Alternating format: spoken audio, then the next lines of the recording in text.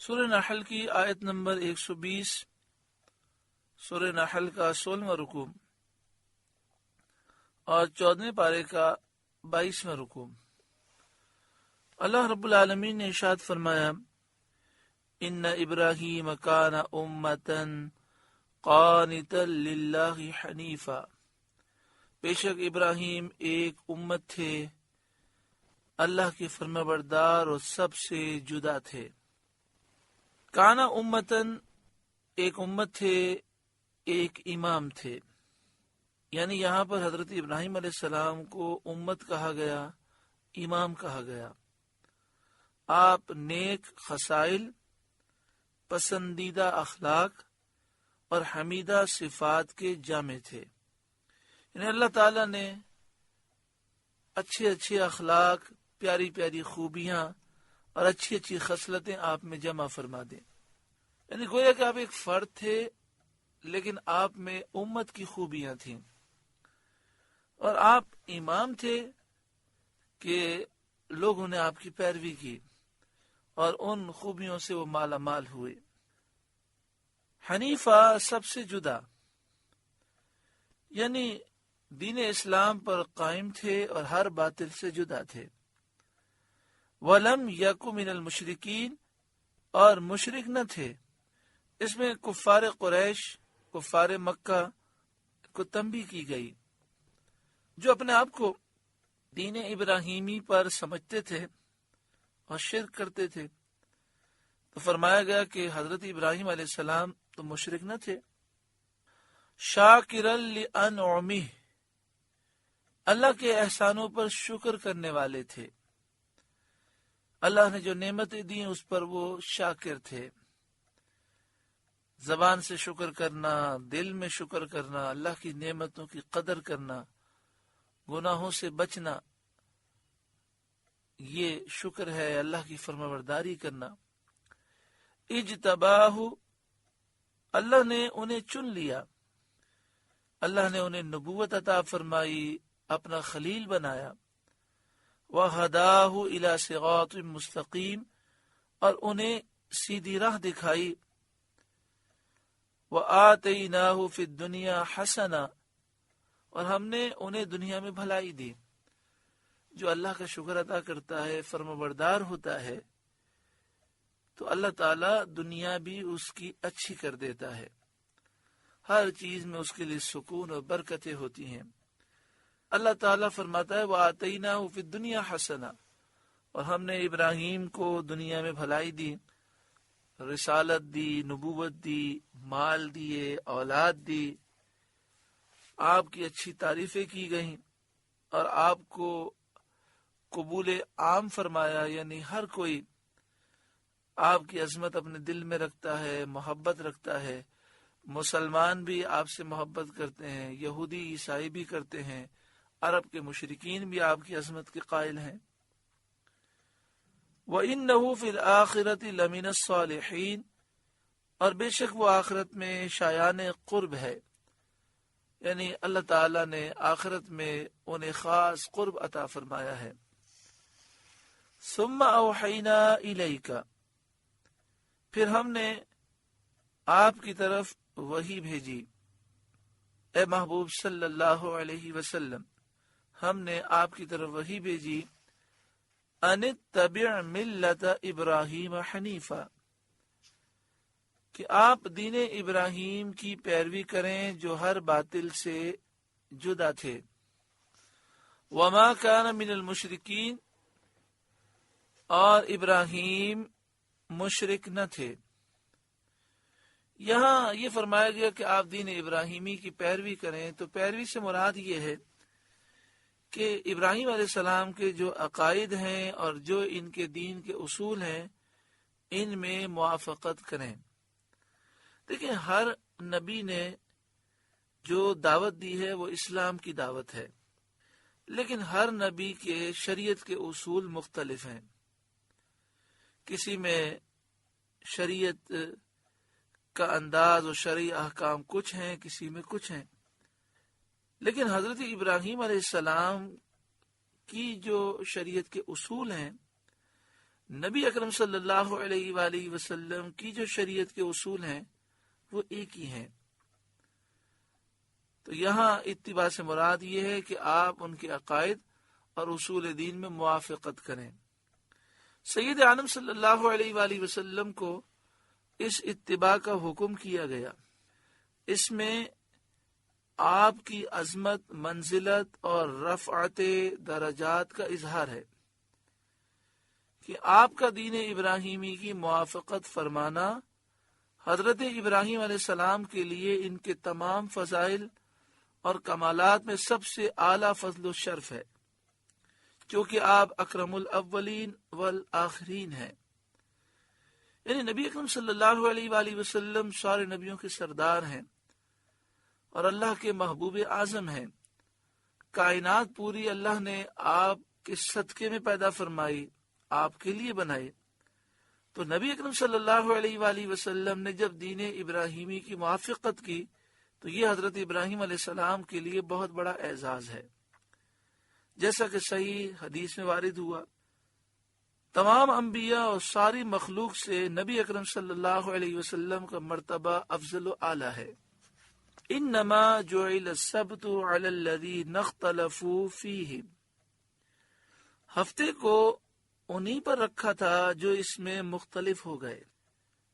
یعنی ہفتے کی تعظیم اور اس دن شکار نہ کرنا، دنیاوی معاملات کو چھوڑ دینا اور پورے وقت کو عبادت کے لیے فارغ کرنا یہودیوں پر فرض کیا گیا تھا. ہمارے یہاں پہ تو یہ ایک جمعے کا دن افضل دن ہے، تو ہمارے لیے یہ ہے کہ ہم جمعے کی جب اذان ہو تو اپنے کام کاج چھوڑ دیں. جمعے کی نماز ادا کرنے کے بعد ہم اپنے دنیاوی کام کاج کر سکتے ہیں. جمعے کا دن افضل دن ہے، اور دنوں میں جو نیکی کا ثواب ملتا ہے جمعے کے دن 70 گنا زیادہ ہے. جمعے کے دن 1 روپیہ اللہ کی راہ میں خرچ کریں تو 70 روپے خرچ کرنے کا ثواب ملتا ہے. لیکن یہودیوں پر جو ہفتے کا جو حکم تھا کہ ہفتے کی وہ تعظیم کریں، تو ان کے لیے یہ تھا کہ پورے وقت میں، پورے دن میں کوئی دنیاوی وہ کام نہیں کر سکتے، کاروبار نہیں کر سکتے، شکار نہیں کر سکتے. ان پر عبادت کرنا لازم تھا.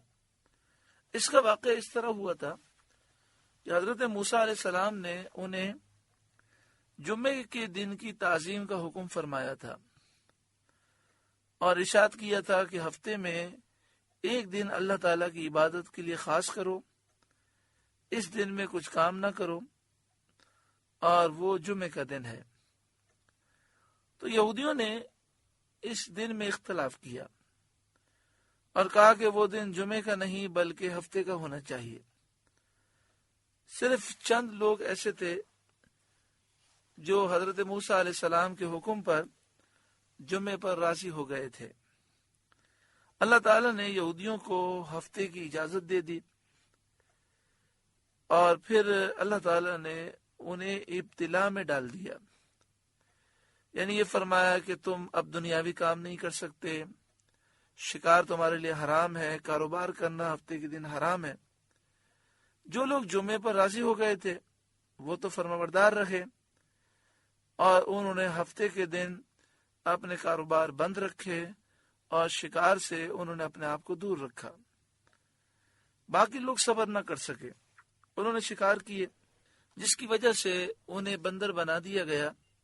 اس کا واقعہ تفصیل کے ساتھ سورہ اعراف میں بیان ہو چکا ہے. تو یہاں فرمایا گیا انما جعل السبت علی الذین اختلفوا فیہ، ہفتے کو انہی پر رکھا تھا جو اس میں مختلف ہو گئے.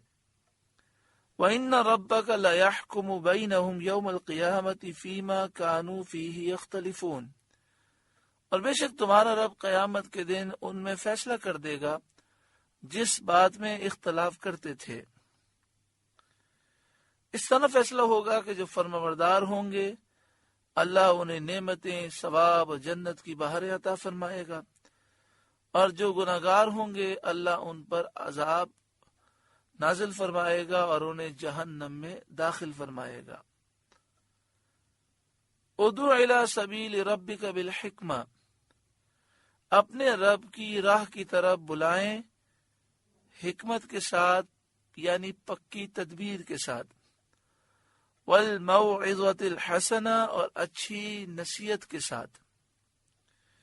یہاں پہ فرمایا گیا کہ لوگوں کو آپ دین کی طرف بلائیں، رب کے راستے کی طرف بلائیں، حکمت اور اچھی نصیحت کے ساتھ۔ وَجَادِلْهُمْ بِالَّتِي هِيَ أَحْسَنُ، اور ان سے اس طریقے پر بحث کریں جو سب سے بہتر ہو۔ بعض لوگوں نے اس آیت کریمہ کو سمجھا نہیں اور حکمت کا مطلب انہوں نے منافقت سمجھ لیا، یعنی وہ منافقت کر رہے ہوتے ہیں، اور جب ان سے کہا جائے کہ یہ آپ گناہ کیوں کر رہے ہیں، آپ ایسی باتیں کیوں کر رہے ہیں، تو کہتے ہیں دین کے قریب کرنے کے لیے حکمت ضروری ہے۔ تو آج آپ سمجھ لیں کہ حکمت کا معنی کیا ہے۔ تو پہلے سمجھے وہ منافقت کس طرح کرتے ہیں۔ مثال کے طور پر پیچھے سے وہ کہیں گے کہ فلاں نے یہ میوزیکل جو پروگرام رکھا ہے یہ بالکل غلط کیا ہے، یہ حرام ہے، شادی کے موقع پہ گناہ کر رہا ہے، اور پھر اس کے منہ پہ جا کے کہیں گے کہ آپ نے جو میوزیکل پروگرام رکھا ہے بہت ہی زبردست پروگرام ہوا، بڑا مزہ آیا اور بہت اچھا کیا آپ نے، خود بھی جا کر وہاں بیٹھے ہوں گے، اس طرح کی باتیں کریں گے۔ اب جب ان سے کہا جائے کہ آپ وہاں گئے، آپ کا بیٹھنا حرام ہے، اور اس طرح کی آپ نے باتیں اسے کی، اس کی حوصلہ افزائی کی کہ آپ نے بہت اچھا پروگرام رکھا، بڑا لطف آیا، تو کہتے ہیں یار یہ ہے نا قرآن پاک میں حکمت سے دین کی طرف بلاؤ۔ تو پیارے بھائیو، حکمت کا یہ مطلب نہیں کہ انسان منافق بن جائے، قول کیا ہو، فعل کیا ہو، ظاہر باطن الگ ہو، دوگلا پالیسی اختیار کرے، یہ حکمت نہیں ہے۔ اور پھر حکمت کا یہ بھی مطلب نہیں کہ انسان گناہوں میں پڑ جائے۔ حکمت کی تشریح کیا ہے؟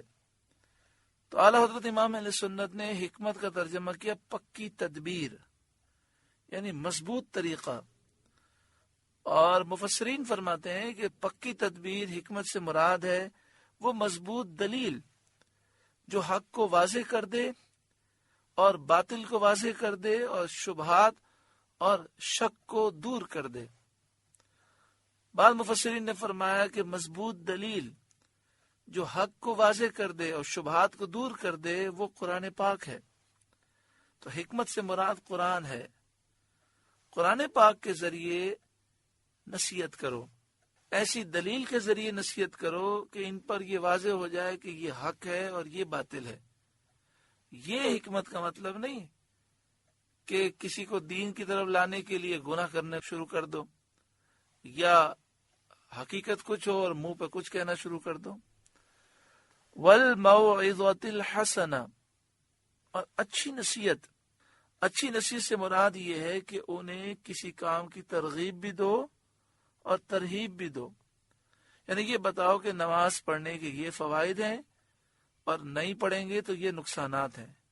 تو مفسرین نے فرمایا کہ والموعظۃ الحسنہ سے یہ مراد ہے۔ جب بعض لوگ، ایک آدمی سود کا کام کر رہا ہے، رشوت کا لینا دینا کر رہا ہے، فراڈ کر رہا ہے، ان کے قریب بھی ہو جاتے ہیں، کئی سالوں تک قریب رہتے ہیں۔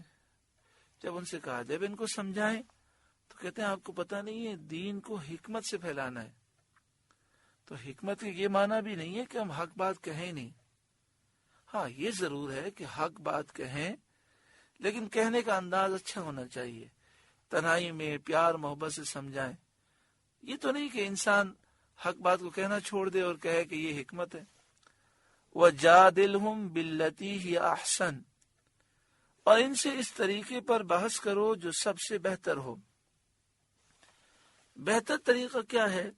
تو مفسرین نے فرمایا کہ بہتر طریقے سے مراد یہ ہے کہ اللہ کی طرف، اللہ کی آیات اور دلائل سے اللہ کی طرف بلاؤ۔ اس سے معلوم ہوا کہ حق کی دعوت اور دین اسلام کی حقانیت کو ظاہر کرنے کے لیے مناظرہ کرنا جائز ہے۔ ان ربک هو اعلم بمن ضل عن سبیلہ، بے شک تمہارا رب خوب جانتا ہے جو اس کی راہ سے بہکا۔